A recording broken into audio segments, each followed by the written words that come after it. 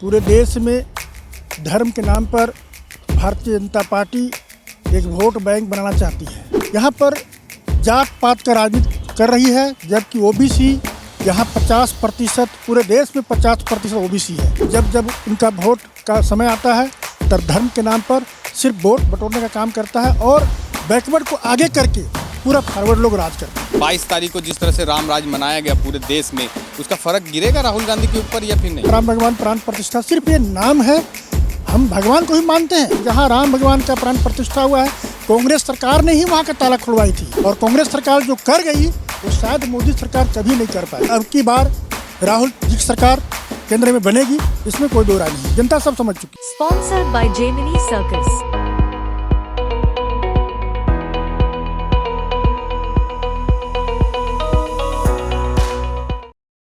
भारत जोड़ो न्याय यात्रा राहुल गांधी की आज रांची पहुंची है। झारखंड की राजधानी रांची में हम हैं इस वक्त और भारत जोड़ो न्याय यात्रा रांची पहुंची है। हमारे साथ अभी महेश प्रसाद साहू जी हैं, जो पचड़ा के मुखिया भी हैं और कांग्रेस के महासचिव भी हैं।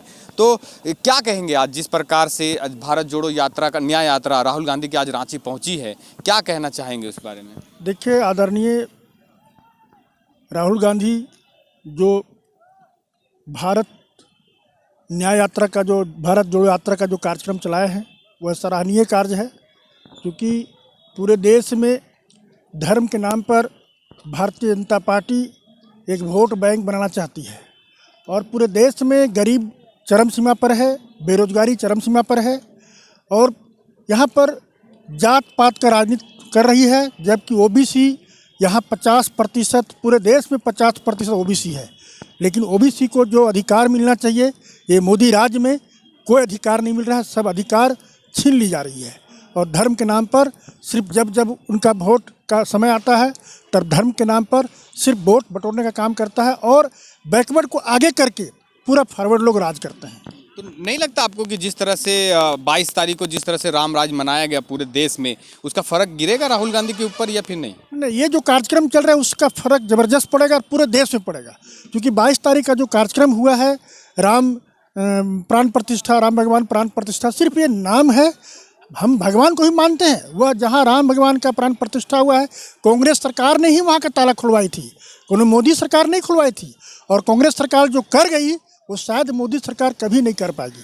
तो आज क्या कुछ अलग हुआ? फिर उसी तरह से राहुल गांधी ने सिर्फ अडानी और अंबानी को कोसा, उसके बाद एचईसी के बारे में बात किया, बाकी ऐसा कुछ नया नहीं रहा उनके भाषणों में कि जो कुछ नया देखने को मिले। लोग चाहते हैं कि कुछ नया हो, कुछ ये को, वही पुराना चीज़ अडानी और अंबानी, अडानी और अंबानी। तो उससे तो चुनाव नहीं जीता जा सकता ना, सिर्फ अडानी और अंबानी बोल के।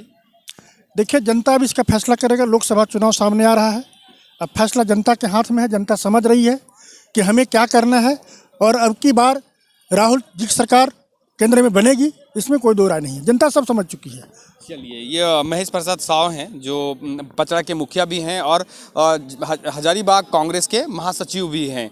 तो देखना होगा कि जिस तरह से इन्होंने कहा कि जो राम राज पूरे भारत देश में मनाया गया, उसका कोई फ़र्क इस न्याय यात्रा में नहीं पड़ेगा। तो आने वाले समय में ये देखना होगा कि क्या राहुल गांधी अपनी न्याय यात्रा को कहाँ तक ले जाते हैं और आने वाले विधानसभा और लोकसभा में इस चीज़ का फ़र्क पड़ता है या नहीं, वो आने वाले समय में ही देखना होगा। मेरा नाम है अमित और आप देख रहे थे द पंचायत न्यूज़। नमस्कार। Sponsored by Gemini Circus.